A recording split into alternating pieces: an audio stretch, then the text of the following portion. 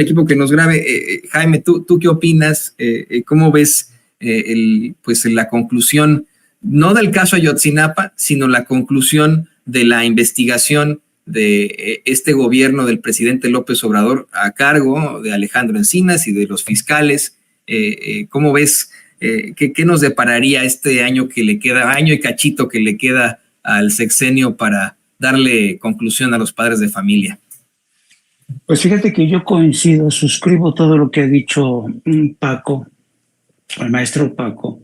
Él ha despunteado perfectamente cuáles son los obstáculos que enfrenta y ha enfrentado este gobierno, el pacto de silencio, estas complicidades al interior de la Fiscalía General de la República, del Ejército, del crimen organizado y de las más altas esferas del poder político, porque no podemos olvidar que esto se dio bajo la mirada de Enrique Peña Nieto, y Enrique Peña Nieto fue uno de los principales actores y su gobierno fue uno de los principales responsables en esta labor de ocultamiento de la información. Por eso creo que el gobierno de Andrés Manuel López Obrador se ha enfrentado realmente a una labor que yo la calificaría que es toda una odisea para conocer la verdad. Ahora bien, a mí me gustaría centrarme más bien en esto que sigue causando terrible frustración e irrita hasta cierto punto al presidente de la República. Me refiero a toda esta desinformación que ha rodeado a este caso, ¿no? Y a toda este conjunto de organizaciones, ONGs, personalidades que han hecho todo lo posible. Algunos de buena fe tratando un poco de arrojar luz, de dar esperanza a los padres de que este tema se va a resolver, pero otros actuando con una agenda oculta que tiene que ver con, básicamente, con sacar raja política de esta tragedia. Y a mí me llama sobre todo poderosamente esta marea de desinformación que sigue generando confusión, recelo, dudas, sobre todo entre los padres, y que están aprovechando medios de comunicación y partidos de la oposición.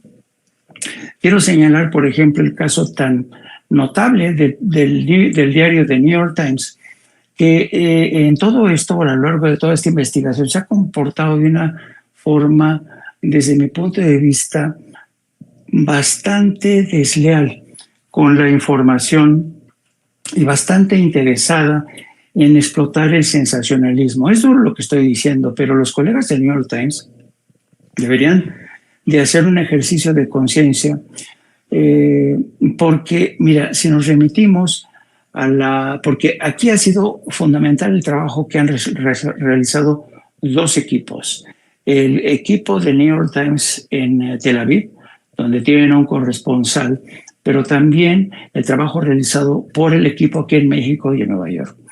Yo no sé si ustedes se acuerdan, cuando salen de los 43 de Ayotzinapa, el New York Times, ¿perdón? Te habíamos perdido por un momento por alguna razón, pero ya tenemos de vuelta, Jaime. Ok. No sé si me perdieron el hilo de donde estaba. No, estabas hablándonos de la manera desleal en la cobertura muy sensacionalista del New York Times y de estas pues dos corresponsalías, la que tienen en Tel Aviv, la que tienen en Nueva York y la que tienen en México con Natalie Kitroif. No, pero... Exactamente.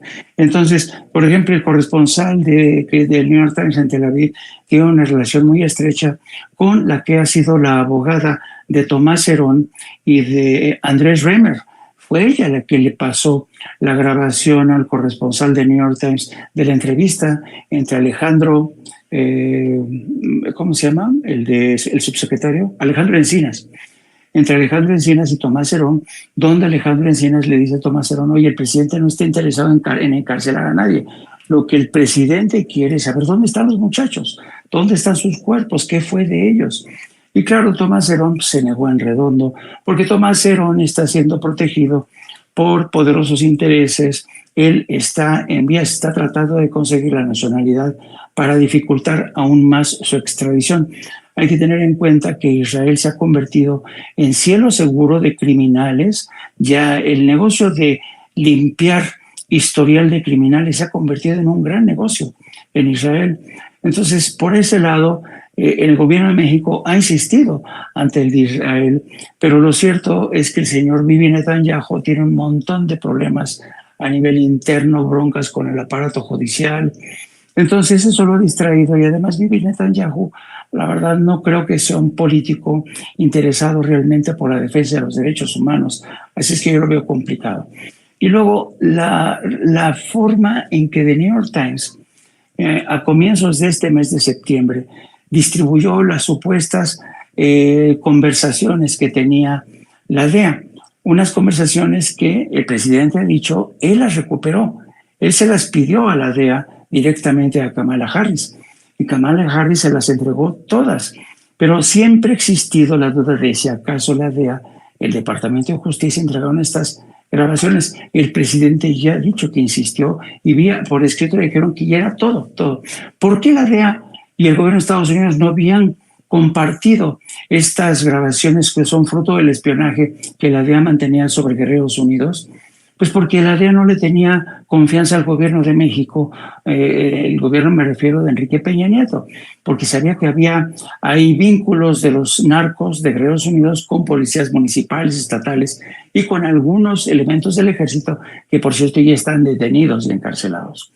Entonces, apenas la primera semana de septiembre, el New York Times se dio la tarea de difundir estas supuestas grabaciones, las vendió como una exclusiva. Lo que es más, envió correos electrónicos. El New York Times a mí me enviaron un correo electrónico, la gente del New York Times, para decirme, ¿no le interesa entrevistar a los reporteros del New York Times que tienen esta exclusiva? Le dije, no, gracias, no es exclusiva. Esas grabaciones ya las tiene el gobierno de México desde que se les entregó Kamala Harris, pero ellos insisten que es exclusiva. Entonces, a mí lo que me pudre realmente es esta campaña de desinformación en la que han participado medios de comunicación como The New York Times, en la que se han sumado de forma bastante entusiasta medios de comunicación mexicanos.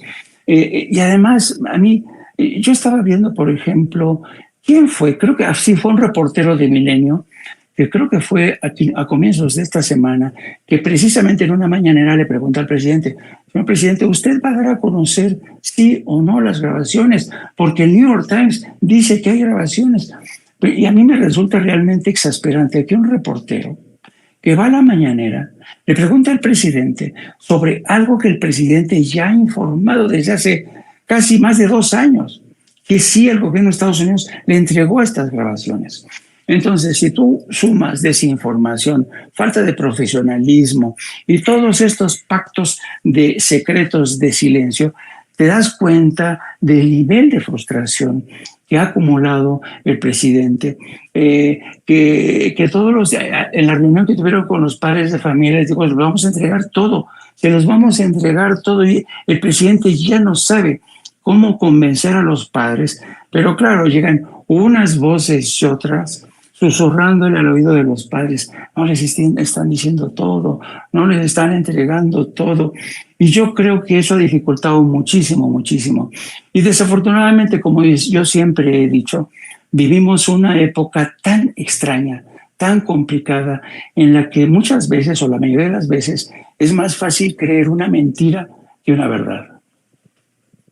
Y yo lo pongo sobre la mesa. ¿Usted cree verdaderamente que la Mossad no le ha dicho a Bibi Netanyahu quién es Tomás Herón de Lucio? Nada más aquí, con mucho respeto para el pueblo judío, pero pues si ellos consiguieron llevar hasta sus juzgados a Adolf Eichmann, ¿por qué no nosotros podemos tener este sujeto que ha sido considerado uno de los pues torturadores del caso Ayotzinapa, fabricadores de delitos, en una circunstancia que vaya que nos duele? ¿No podrían concientizar eso? Tienen en sus manos a un hombre acusado de delitos gruesos en México, pero bueno, pues ahí está la historia. Lo digo, insisto, ¿no? Con mucho respeto.